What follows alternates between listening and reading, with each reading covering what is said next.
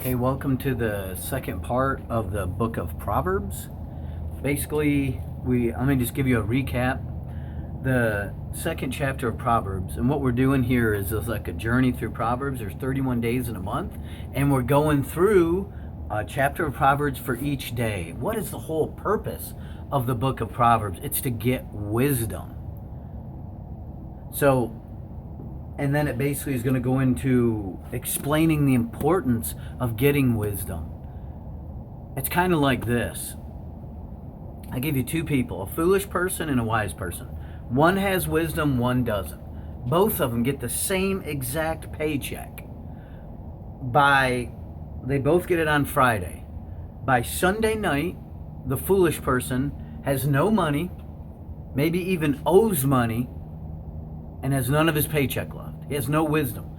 The wise person has paid some bills and still has a little bit of savings even.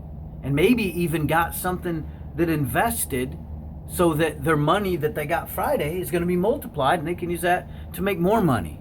So it's basically, you can have knowledge. Maybe knowledge is the thing you studied and learned to get that paycheck. Or they trained you in a factory of how to pull a lever and slide something into a slot, and you learned it, and you got the knowledge to do that all week. But then wisdom will help you in applying that paycheck so that it's not squandered.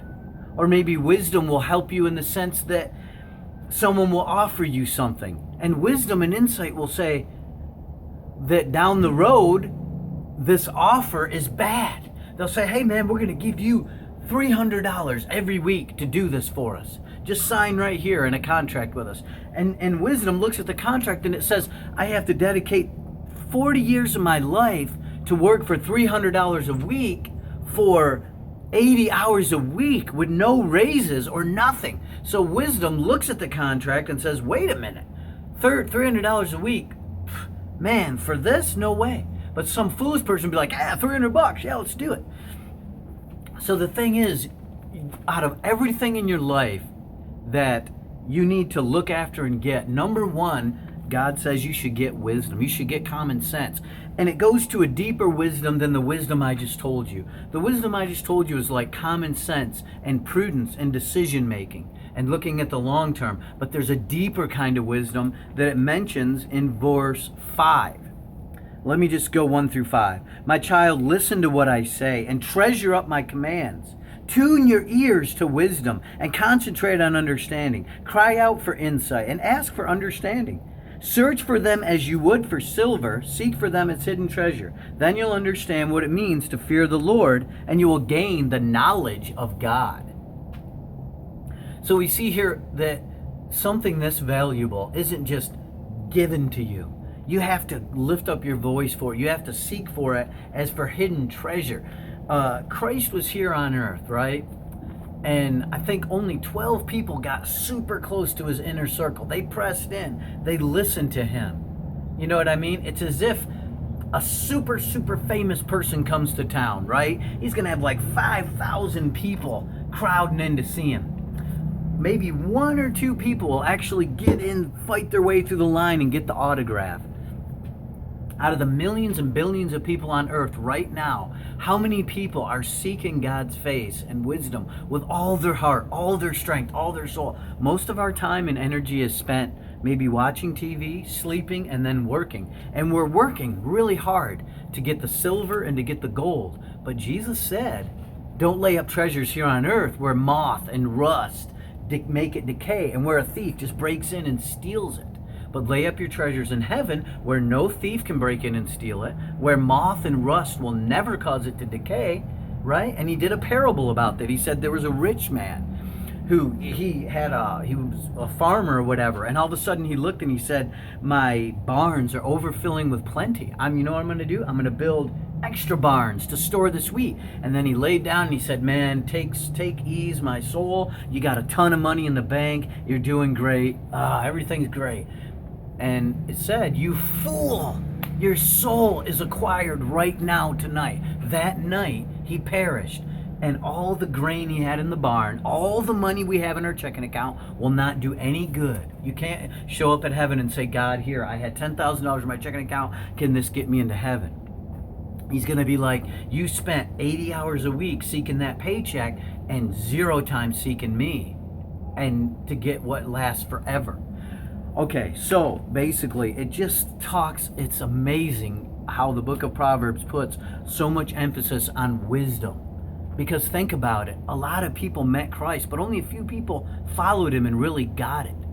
And I heard other people say that it's kind of like this. It's like you're sitting in a classroom and the teacher says something, you don't understand it. So you just nod your head and glaze off. But then when the tests come, you might fail.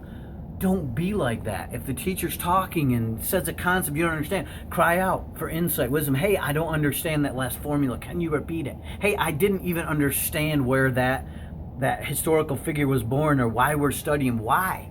And they'll say, oh, it's going to be on the test, and this is why we're studying him. And then you'll pass that test. It's the same thing in life.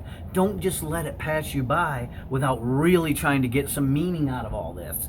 Don't just live in the temporary, but try to go deeper. Be one of them people, like when people meet you, they'll be like, that person's a deep thinking person. They're a wise person. They're not a foolish person. There's one proverb in the book of Proverbs that says, a wise son makes his father and mother glad, but a foolish one is just like rottenness to their bones. So be that son or daughter who brings pride and joy to your parents, and ultimately pride and joy to our Heavenly Father.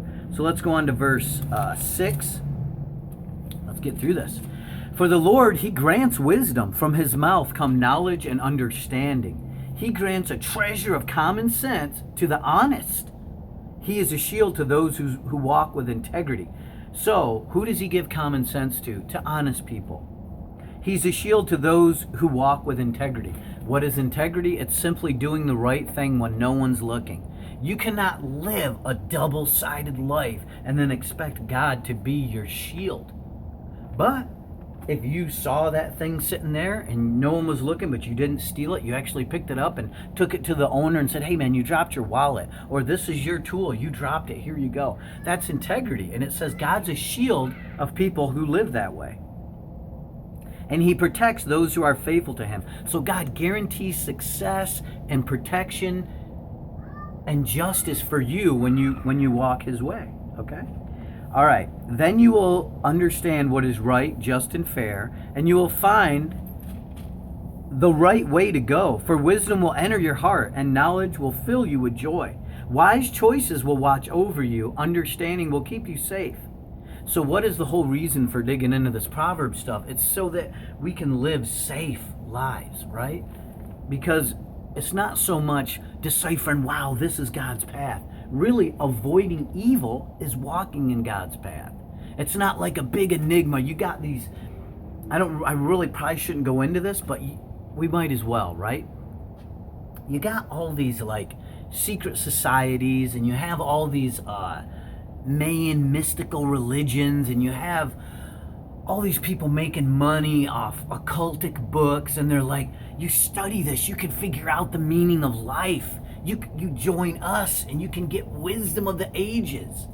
When God's saying, if you'll just cry out to me, it's all right here. It's in common sense. It's in making wise, prudent decisions.